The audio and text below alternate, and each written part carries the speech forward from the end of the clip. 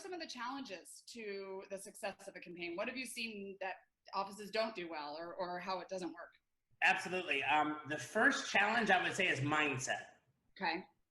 Mindset is the by far most important thing, because I'm going to tell you Whose mindset? Good question. The dentists, the people at the front office, the entire team, the mindset, it's everything.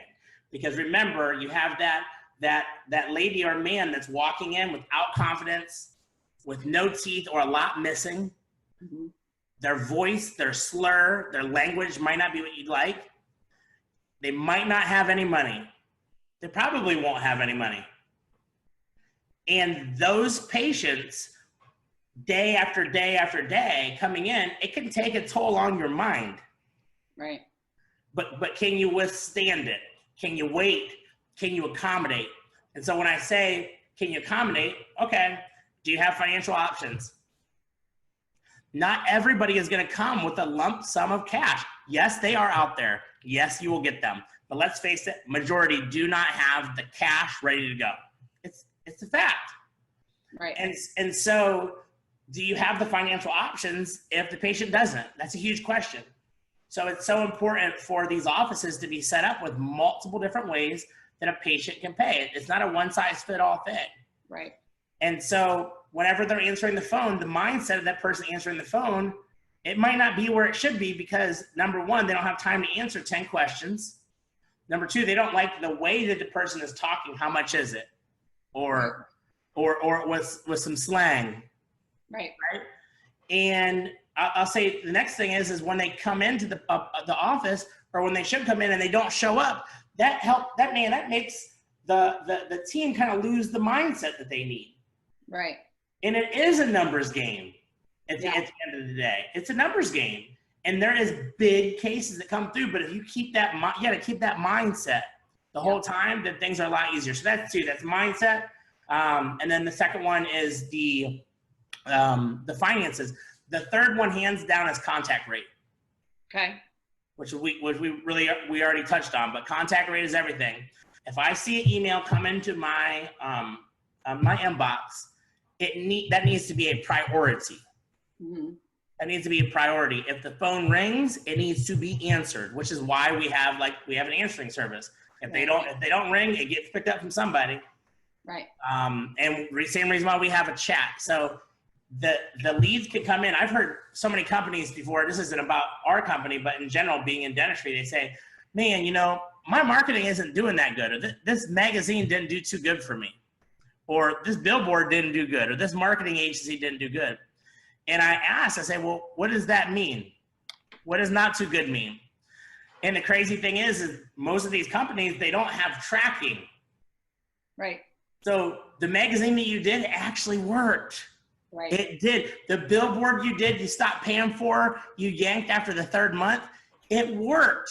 The thing is that you don't have anybody answering your phones. Right. Right. Hallelujah. I don't know what the percentage is, and I would say it has to be somewhere around 30% of calls are missed.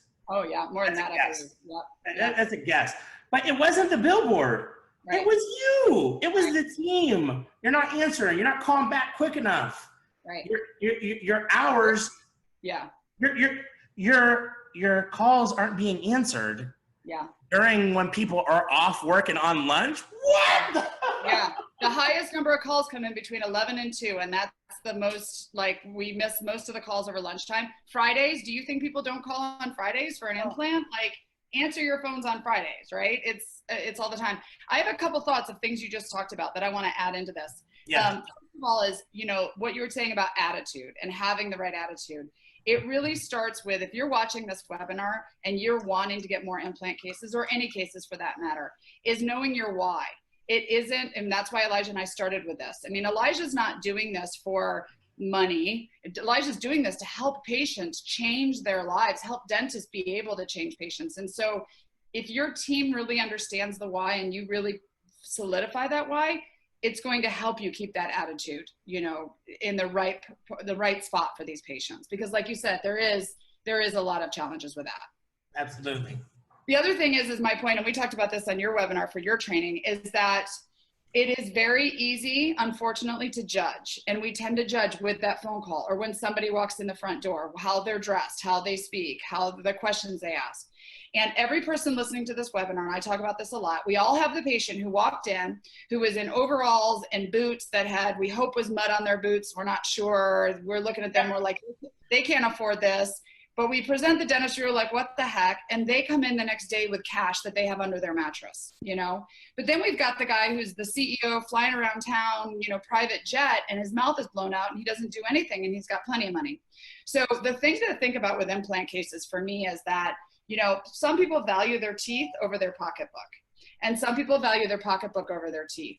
And a person who's calling your office and asking about implants maybe doesn't have the finances now. Maybe you have to figure out financing options for them, but there's a value to them finding out a way for their teeth. And we should not be judging our patients ever when they call in or come in, because we don't know. We're their healthcare providers. We need to present all the options for them and the best options if we're truly going to care about our patients.